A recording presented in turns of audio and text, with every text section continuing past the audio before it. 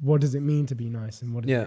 and I really think it comes down to understanding one another more on a fundamental level. Mm-hmm. And when you think about all humans eat, and we all love to eat and we all love to enjoy things, when it comes to kind of wanting to create more of a kinder world, like what's more like break bread with each other. Like I'll never forget this story where me and Charlie, we went to Morocco. For anyone that doesn't know, Charlie's my brother. Went to Morocco and it was during Ramadan. Twin brother, by the way. Yeah, it's kind of crazy. We went to Morocco in Marrakesh and it was during Ramadan. Mm-hmm. And I was like, let's do the fast. And we went to, I think we took a train. I can't remember exactly where it was, but we took a train and then we got into a hostel. We didn't eat, drink water the whole day on the train. It was boiling hot because it's like the most hottest time of year.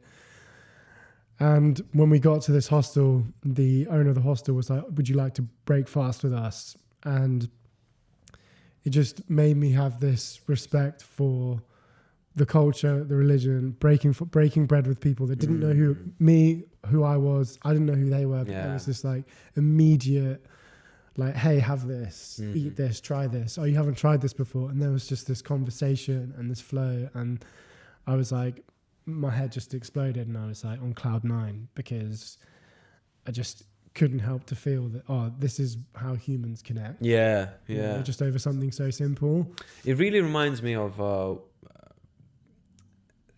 that experience that you just mentioned. It really reminds me of traveling as well, because you meet different people and you interact with their culture, especially if you go into places like Southeast Asia, which is completely different from what you see now.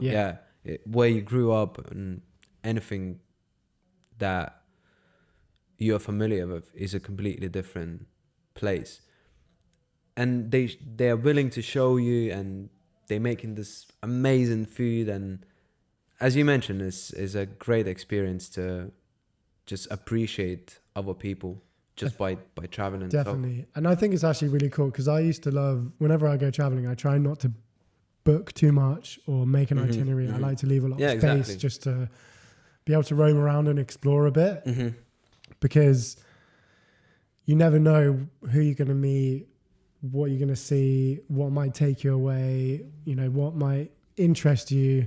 Yeah.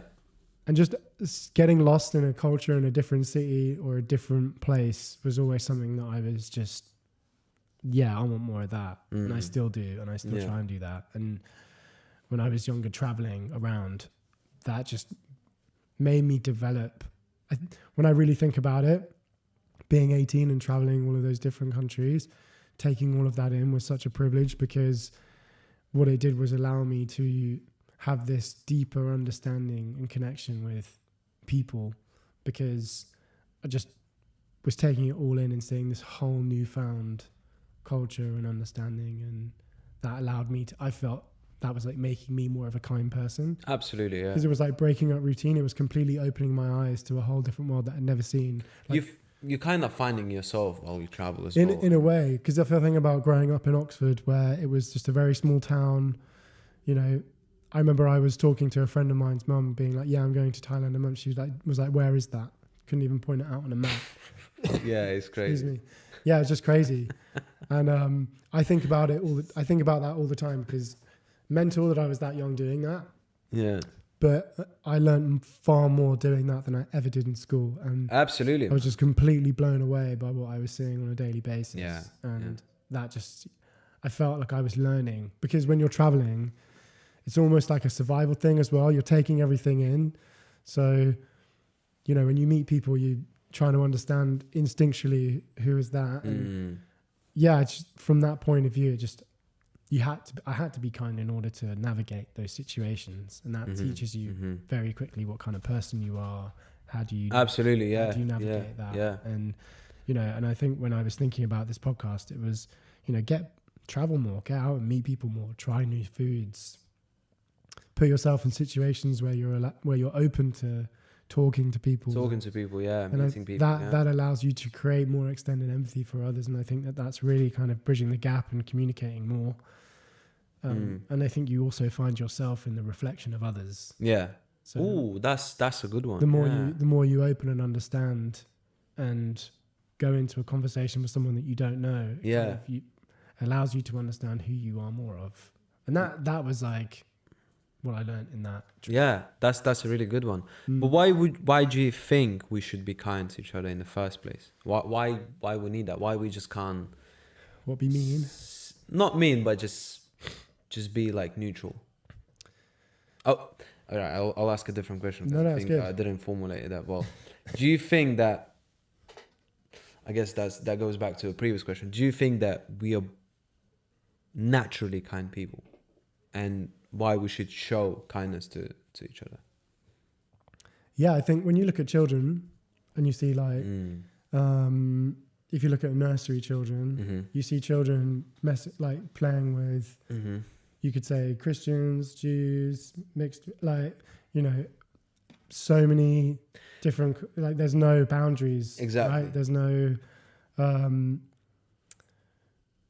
there's no kind of reservations, right? You know what is interesting when you said it, because I have a nephew and a niece. Well, they're a bit older now, but when my nephew's 14 and my niece is 9 now.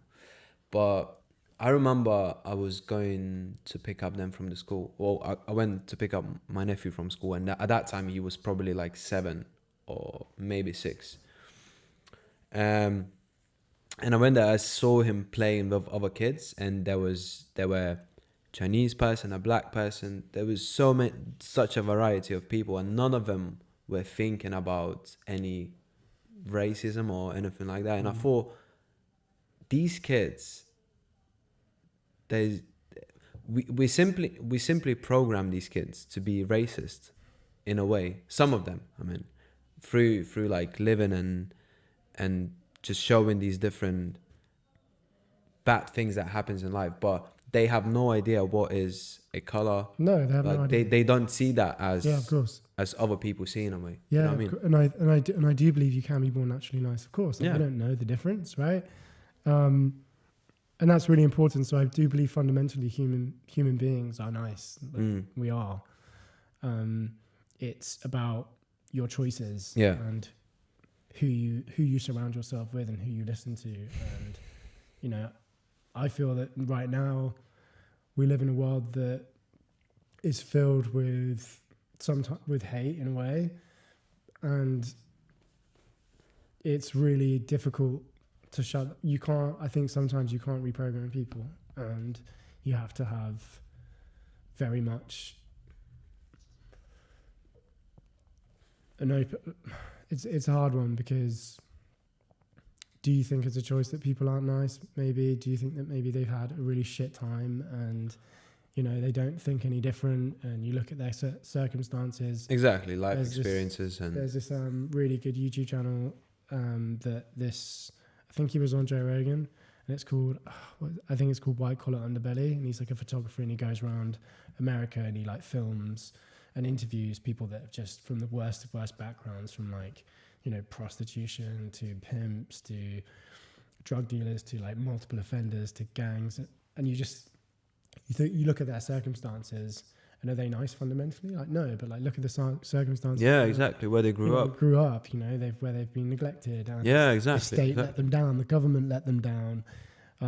They've just seen horrendous things, and then you're like, well, no wonder that they're not model members of society. They have no idea what's out there. So I also think that when it comes down to being nice, there's got to be a fundamental change within everything, and that's including kind of upstairs, where people are making decisions where it doesn't favor other people.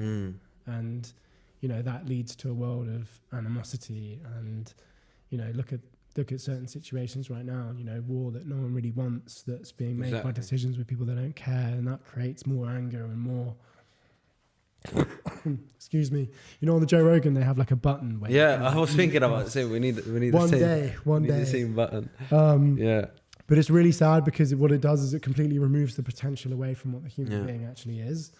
And I think that it does kind of start with trying to raise awareness that you can change.